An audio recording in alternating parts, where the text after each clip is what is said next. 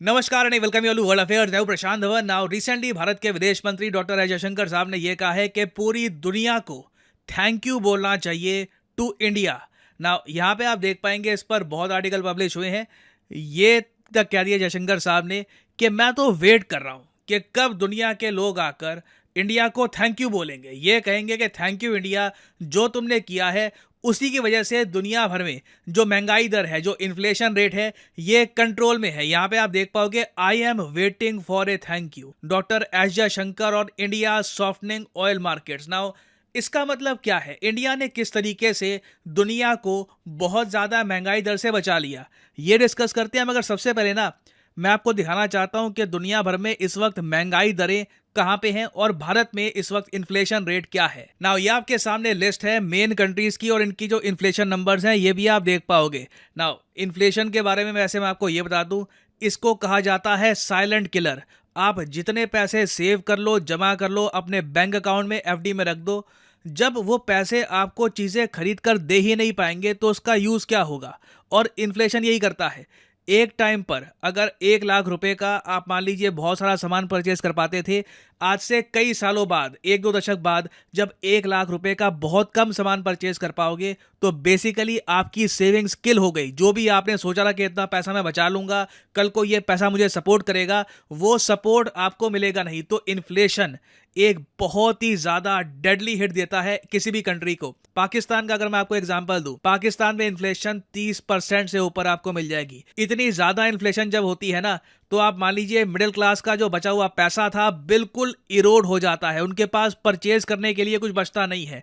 एक सिलेंडर की कॉस्ट अगर हम देखें पाकिस्तान में, पाकिस्तानी रुपीस के हिसाब से 3,000 रुपए से भी ऊपर की है। और इन्फ्लेशन रेट वैसे कितना होना चाहिए? अगेन देखो, इसको लेकर कंट्री टू कंट्री डिपेंड करता है कि उस कंट्री की पर कैपिटा इनकम क्या है, वहां पे ट्रेंड क्या चलता आ रहा था। बट मेरा मानना यह है कि इन्फ्लेशन बिल्कुल भी अगर 0 हो जाए वो भी खराब है, बट 2 से लेकर 4% के आसपास की इन्फ्लेशन मैनेजेबल है। मैनेजेबल इसलिए क्योंकि इससे ज्यादा के रिटर्न्स आपको म्यूचुअल फंड्स में, इन्वेस्टमेंट में मिल जाएंगे। एक बार को जितना पैसा आपका है ना, उसकी वैल्यू आप बना के रख पाओगे। और दुनिया में सबसे ज्यादा इन्फ्लेशन मेजर कंट्रीज में आपको मिलेगी, टर्की में, अर्जेंटीना में और वेनेजुएला में। टर्की में 61% इन्फ्लेशन है। मैं आपको यह बता दूं, आने वाले समय में टर्की एक गरीब कंट्री बनने वाला है। यहाँ पे जो पॉपुलेशन है, जो पर कैपिटा की इनकम होगी, ये बहुत ज़्यादा गिरने वाली है। ऑलरेडी अर्थक्वेक से यहाँ पे काफ़ी नुकसान हुआ है। इन्फ्लेशन ऑलरेडी यहाँ पर 61% के ऊपर जा रही है। कंपैरेटिवली अगर हम बात करें, इंडिया लाख दर्जे बेहतर है। हमारे यहाँ इन्फ्लेशन 5% से भी कम है। इवन दो देखो, 5% इन्फ्लेशन आप कहोगे काफी अच्छा है। ऑलमोस्ट इतनी इन्फ्लेशन आपको मिलेगी फ्रांस, ऑस्ट्रेलिया के आसपास। इवन दो इंडिया इतना अच्छा परफॉर्म कर रहा है, आरबीआई ने अभी भी कहा है कि हमारा काम अभी खत्म नहीं हुआ। कोशिश अभी यह है कि इन्फ्लेशन को और हम अच्छे से मैनेज करेंगे ताकि हमारी आबादी को इसका नुकसान ना हो, हमारी आबादी की परचेजिंग पावर कम ना हो जाए। नाउ यूएसए में भी आप देखोगे इन्फ्लेशन आपको 3.2 के आसपास मिलेगी। 3.2% भी मैनेजेबल है। बट एक बात नोट करना, कुछ देश हैं वहां पे इन्फ्लेशन नेगेटिव में जा रही है। फॉर एग्जांपल चाइना आप देख पाओगे, यहां पे इन्फ्लेशन 0.2% के आसपास जा रही है।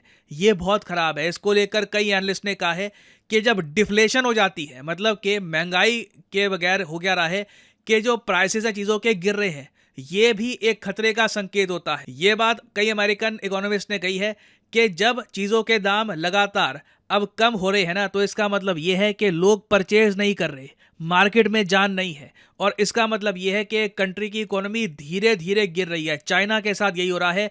चाइना डिफ्लेशन जोन में जा चुका है। हम डिफ्लेशन भी नहीं चाहते, इट इज वेरी डेंजरस। इसका मतलब यह है कि अब आपके देश में ज्यादा ग्रोथ भी नहीं दिखेगी। तो ज्यादातर दुनिया आप अगर देखो, ब्राजील, फ्रांस, जर्मनी, यूरोप के कई देश, फ्रांस, इन्फ्लेशन के मामले में ओके जोन में है। ना इन्फ्लेशन बहुत ज्यादा है, ना बहुत कम है। और इंडिया ने यह कहा है कि इसके पीछे एक बहुत ही बड़ा कारण है इंडिया का, और पूरी दुनिया को थैंक यू करना चाहिए। जयशंकर साहब ने यही कहा है, आई am waiting for my thank you. और थैंक यू देखिए इंडिया का इसलिए बनता है क्योंकि अगर इंडिया रशिया से ऑयल परचेज ना करता, एक बहुत ही सिंपल सिनेरियो की यहाँ पे हम बात करें, जयशंकर साहब ने यह कहा है कि जिस तरीके से यूरोप ने बाकी कंट्रीज को कहा कि रशिया से कच्चा तेल परचेज करना बंद कर दो, इंडिया अगर यूरोप यूएसए की सुन लेता, रशिया से ऑयल परचेज करना बंद कर देता ना, तो जो ये इन्फ्लेशन की लिस्ट आप देख रहे हैं, ये कहीं और ही पहुंची होती, इन्फ्लेशन आपको 7-8% के आसपास दिखती। अब यहाँ पे आप कहोगे क्यों, इसका क्या रीज़न है? इसका रीज़न ये है कि आज के समय यूरोप का तेल कहाँ से आ रहा है? ऐसा तो है नहीं कि यूरोपियाई कंट्रीज़ ने क्रूड ऑयल परचेज करना बंद कर दिया है। ये आज भी परचेज कर रहे हैं क्रूड ऑयल, मगर कहाँ से परचेज कर रहे हैं? सऊदी अरेबिया से, यूएई से, बेसिकली वेस्ट एशिया से। इंडिया का ज़्यादातर जो क्रूड ऑयल है ये आ रहा है रशिया से। ऑलमोस्ट आप कह सकते हैं 50-60% जो हमारा क्रूड ऑयल है ये रशिया से आ रहा है। जयशंकर साहब ने यह कहा है कि अगर हम भी यूरोप की तरह कंप्लीटली डिपेंडेंट हो जाते हैं वेस्ट एशिया पे, तो प्राइस वॉर शुरू हो जाती। वेस्ट एशिया तो कहता कि अरे देखिए, हमारे पास तो अभी के लिए है लिमिटेड प्रोडक्शन, हाँ ऑयल के रिजर्व बहुत सारे हैं, मगर हमारे पास अभी ऑयल को एक्सट्रैक्ट करने का इतना ही साधन है। तो पर बैरल जो ऑयल की कीमतें हैं ना, ये आराम से $150 के ऊपर जा सकती थी। सिचुएशन बहुत ज़रा खराब हो सकती थी।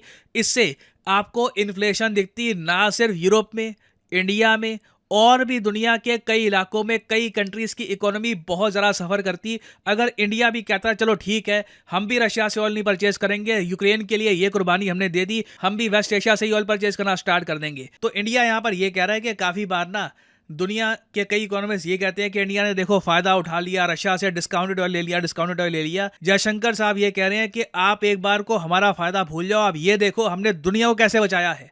अगर इंडिया मान लेता वेस्ट की बात, तो ग्लोबल इन्फ्लेशन इतनी ज़्यादा होती कि आम नागरिक दुनिया भर में सफ़र करती है, उनकी जो सेविंग्स हैं वो सफ़र करती। इस सब से इंडिया ने बचाया है दुनिया को, and that is why we are still waiting for your thank you. और यहाँ पे अगर आप पूछ रहे हैं कि जयशंकर साहब की जो ये स्टेटमेंट है ये इंटरनेशनली पहुंची है, ग्लोबली ये जो मीडिया आउटलेट्स है कवर कर रहे हैं, अच्छे से कवर कर रहे हैं, वो अपनी जनता को ये बात बताएंगे कि इंडियन इन्वेस्टर ने ये कहा है कि भारत ने दुनिया में जो ग्लोबल मार्केट का इम्पैक्ट है, जो इन्फ्लेशन का इम्पैक्ट है बिकॉज ऑफ ऑयल प्राइसेस, इससे दुनिया को बचाया है। और मैं आपको यही बता दूं, ऐसी स्टेटमेंट ना एक कॉन्फिडेंट कंट्री का इंप्रेशन देती है। एक ऐसा देश जो अनश्योर है, डरा हुआ है, वहां से ऐसी स्टेटमेंट नहीं आती। एक कॉन्फिडेंट कंट्री ही कहेगा कि हमने तो आपके लिए एक फेवर किया है, हमने एक्चुअली आपकी हेल्प करी है, you should be thanking us instead of saying कि आपने यूक्रेन के लिए ये नहीं किया, आपने यूक्रेन के लिए ये नहीं किया। हालांकि मैं आपको बता दूं, रिसेंटली यूक्रेन के जो एम्बेसडर हैं टू इंडिया, उन्होंने ये कह दिया कि इंडिया ने हमारी काफ़ी हेल्प करी है, मगर इंडिया से हमको और हेल्प की आवश्यकता है। यूक्रेन की हम और तरीके से हेल्प करेंगे उसको वापस रीबिल्ड करने में, but at the same time हमें भी ये बात एक्नॉलेज करनी चाहिए कि इंडिया ने दुनिया को एक बड़े संकट से बचाया है। और फाइनली यहाँ पे मैं आप लोगों से एक क्वेश्चन पूछूंगा। क्वेश्चन ये है कि हाल ही में किस कंट्री ने होस्ट किया है APEC summit, Asia Pacific economic cooperation का समिट। इस पर मैंने रिसेंटली एक पूरी वीडियो बनाई है। बाइडन शी जिनपिंग की मीटिंग हुई थी, पूरा समझाया था आपको। तो बताइए कि हाल ही में एपेक समिट किस कंट्री ने होस्ट किया है। यह है यहाँ पे आपकी options, Bharat, Japan, USA, south Africa. एक पूरी वीडियो में इसका मैं ज्ञान दे चुका हूं, तो मैं आपको आंसर नहीं दूंगा। आंसर इसका आप सब लोग करोगे कमेंट सेक्शन में। जो लोग सही आंसर करेंगे कोशिश करूंगा कि उनकी कमेंट को मैं हार दे दूं। और अनअकैडमी के देखिए ऑफर चल रहे हैं आज के समय। ये जो ऑफर्स हैं इनको आप यूज़ कर सकते हैं टू गेट डिस्काउंट। तो कमेंट सेक्शन में लिंक आपको मिल जाएंगे। आप यहाँ पर कोर्स ओपन करके you can use the code PD10 और आपको डिस्काउंट मिल जाएगा। और जो सेल्स टाइम टू टाइम आती रहती है, इनका भी आप लाभ उठा पाएंगे। So this is the end of the video. Thanks for listening and as always may the gods watch over you.